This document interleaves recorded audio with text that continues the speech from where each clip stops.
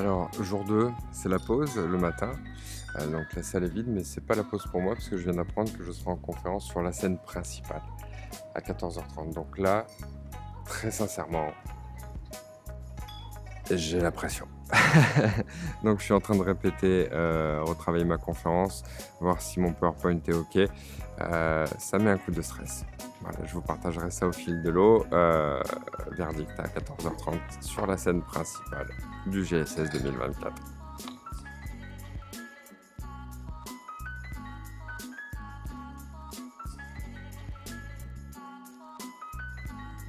Bon, Michel a préparé son atelier, il est là. Il a préparé son atelier, voilà. Et il m'a vu découvrir que je serai donc sur la scène principale qu'on voit dans cette immense salle, là derrière, voilà. Sur la scène principale, ça a mis un coup de stress, on va pas se mentir. Donc j'ai fait ma répétition, les slides fonctionnent bien. Ma conférence est prête, je vais quand même répéter encore un petit peu jusqu'à tout à l'heure. Et here we go!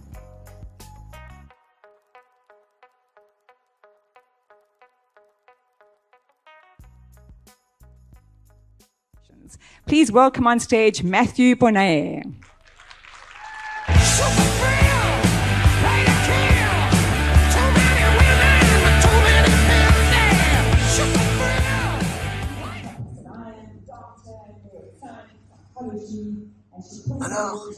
Alors, qu'est-ce qu'il y a? C'est bien, la salle a réagi. Je suis pas content. Ah, bah ça c'est normal que t'es pas content, mais tu l'as fait. Allez, tu l'as fait. C'est bon, mais c'est normal, t'es jamais content de toi. On n'est jamais content quand on fait un truc comme ça. Le public a réagi. T'as failli te barrer alors que t'étais en train d'être applaudi. Trop stressé. Bah oui. Enfin, ouais, stressé.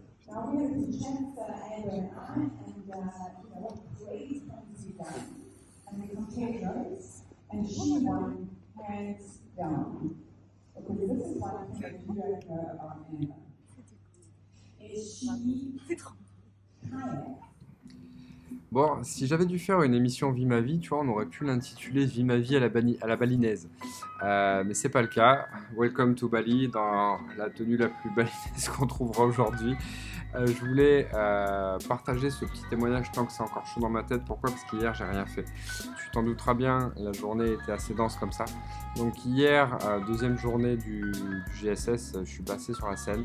Et c'est vraiment, je pense, j'allais dire un rêve, non. Le début d'un rêve qui devient réalité. Parce que, comme je l'ai expliqué, comme je l'ai expliqué sur place, j'ai pas de réelle raison. Si on me dit Mathieu, pourquoi tu as fait ça? De prime abord, j'aurais dit j'en sais rien. Mais en fait, au fond de moi, je sais, c'est qu'il y avait tout simplement ce truc de je dois le faire, je dois être là. Et voilà, et c'est tout. Il n'y avait pas besoin de raison supplémentaire. Donc je l'ai fait. J'ai été sur cette grande scène plénière du GSS 2024. La scène, elle doit faire une dizaine de mètres de long, si ce n'est plus. Incroyable. Écran géant derrière. Enfin, vous verrez la vidéo de toute façon. J'ai partagé la scène en format TEDx avec 5 ou 6 autres conférenciers, tous aussi incroyables et merveilleux les uns que les autres. La première claque que j'ai prise, c'est vraiment sur l'état d'esprit. Alors, il y avait une personne, je ne sais plus son nom, qui s'est mis à part, mais bon, pourquoi pas, je respecte totalement. Mais sinon, c'était très communautaire, très familial et très on s'encourage, on se soutient. Il y a Amber, que je salue, qui a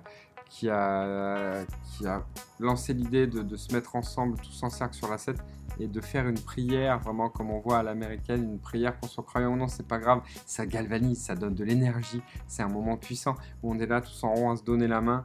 Et voilà, elle a dirigé un peu cette petite prière et pour qu'on déchire tout sur la scène. Et je vous prie de croire qu'elle a complètement déchiré, elle a été incroyable. Voilà, donc des conférenciers phénoménaux.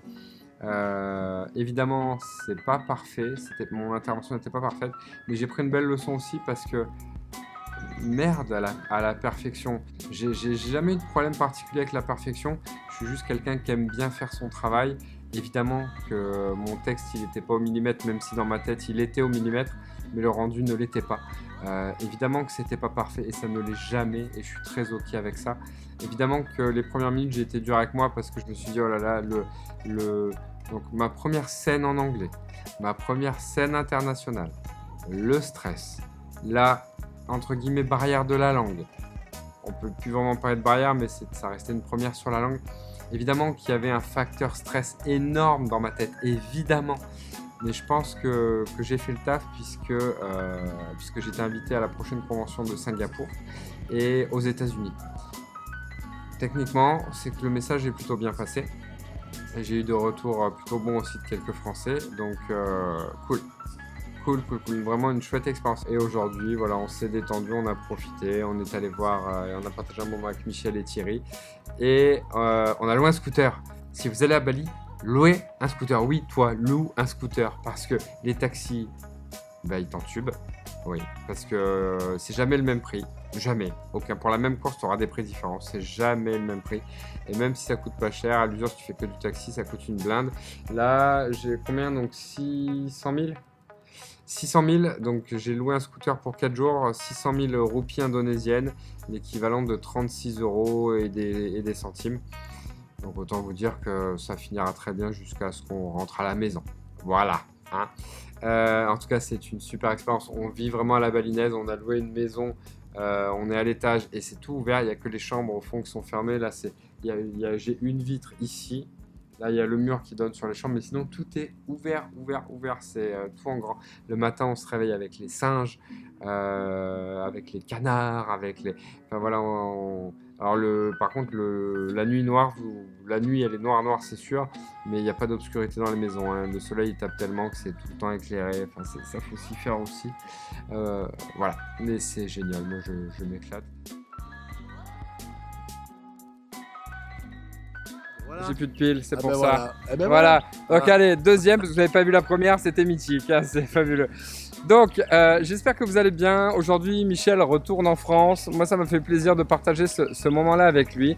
Michel, est-ce que tu as envie de me dire, même si je sais que c'est pas ton premier coup d'essai, je sais que c'est pas ta première convention, mais qu'est-ce qu'elle t'a apporté celle-là? Qu'est-ce que tu as gagné aujourd'hui? Alors ce que j'ai gagné, déjà, c'est de te voir sur scène. Ça, je l'ai gagné parce que c'est super inspirant. Mathieu a fait une conférence alors qu'il y a 6 mois, il ne parlait pas anglais.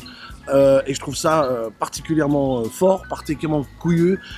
Et c'est pas juste dans une petite classe à part, c'est pas dans une breakout session, c'est vraiment sur la scène principale, dans le ballroom où tous les conférenciers étaient là, avec tous les regards des conférenciers qui te regardent, donc on puisse les juger différemment. Donc bravo. Moi, ce que j'apprends, moi, c'est ma 20e convention. Ah ouais, ok. 20e que je fais aux États-Unis et autour du monde. Et je veux pas faire le blasé parce que c'est pas le cas, parce qu'à chaque fois que je viens, et si j'en fais autant, c'est parce que justement je suis pas blasé, parce que c'est aussi des rencontres, c'est aussi un recharge de batterie, le fait de voir d'autres cultures, de voir comment d'autres appréhendent le métier, le fait d'avoir affaire à de l'optimisme, de la positivité, de l'enthousiasme, de la bienveillance. Ça change de l'atmosphère qu'on peut vivre parfois chez nous en France. Et puis, il y a aussi ce que j'ai appris, parce que parfois on pourrait me dire, mais pourquoi tu fais autant de conventions? Mais tout simplement parce que quand tu vas dans une convention avec un état d'esprit spécifique, qui est le suivant, tu y vas avec la volonté profonde d'apprendre quelque chose, donc tu conditionnes ton cerveau, et forcément tu vas toujours apprendre quelque chose, et de rencontrer des gens. Apprendre et rencontrer. Et quand tu dis à ton cerveau, je vais apprendre quelque chose et je vais rencontrer, que ce soit des anciens amis, des anciens collègues ou de nouvelles personnes, j'ai rencontré plein de nouvelles personnes. Ça, c'est chouette. J'ai rencontré plein d'Australiens, d'Asiates forcément. Oui, hein. On est en Asie du Sud-Est ici, donc des gens que j'avais pas vus, jamais vus, qui ne viennent pas aux États-Unis. Et puis le sourire. Mon Dieu, ça c'est un truc de fou. Qu'est-ce que ça fait du bien, tu te sens bienvenu.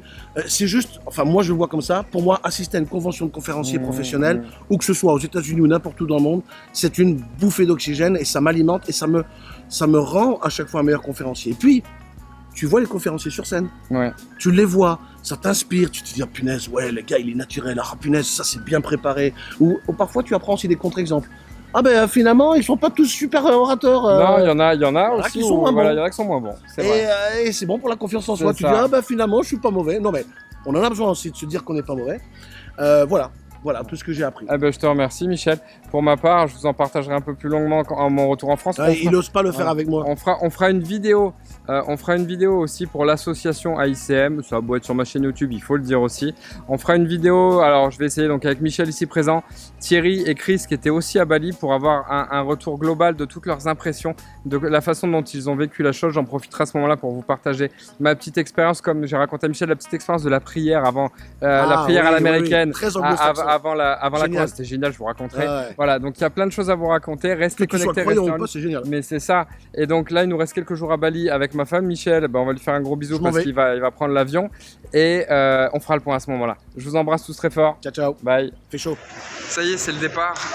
Je termine cette dernière vidéo avec mon téléphone puisque tout est empaqueté dans la valise et en tenue locale évidemment pour marquer le dernier jour.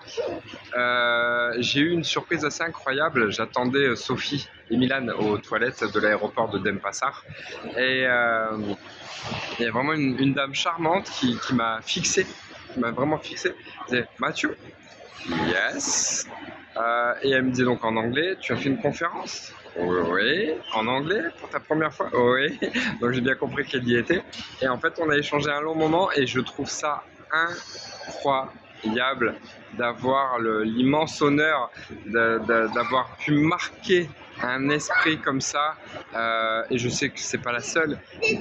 Oui, c'est bien mon poussin. Et c'est un honneur réellement d'avoir marqué les esprits comme ça, puisque cette dame est venue échanger, on a dit qu'on resterait en contact et tout, voilà. Donc encore à tous un grand merci pour votre soutien, vos encouragements, vos félicitations, d'avoir traversé tout ça avec moi, encore une fois, à tous mes amis speakers sur la session TEDx. Merci, merci, merci. C'était un moment riche de rencontres, riche d'apprentissage. Et cette période à Bali, je m'en souviendrai toute ma vie puisque je vais rentrer en France avec de quoi étayer ma conférence pour qu'elle soit encore 10 fois mieux, 10 fois plus puissante, 10 fois plus percutante. Et c'est à toutes ces personnes que j'ai rencontrées que je le dois. Un grand merci, je vous embrasse tous très fort. Pensez bien entendu à activer la cloche de notification, à vous abonner juste en dessous et on se dit à très bientôt pour la prochaine vidéo. Bye bye.